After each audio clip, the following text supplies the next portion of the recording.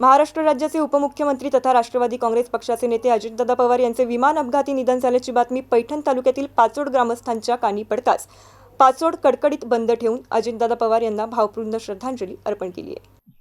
महाराष्ट्र राज्यातील नेतृत्व निडर निर्भीड सडेतोड वाणीतून विरोधकांना घा फोडणारे तसेच तळागाळातील नागरिकांच्या प्रश्नावर तळमळीने काम करणारे महाराष्ट्र राज्याचे उपमुख्यमंत्री तथा राष्ट्रवादी काँग्रेसचे नेते अजित पवार यांचा आज सकाळच्या सुमारास बारामती येथे भीषण विमान अपघातात मृत्यू झाल्याची राज्याला धक्का देणारी घटना घडली आहे. या घटनेमुळे राज्यभरात हळहळ व्यक्त करण्यात येत असून संपूर्ण राज्य शोकाकुल झालंय.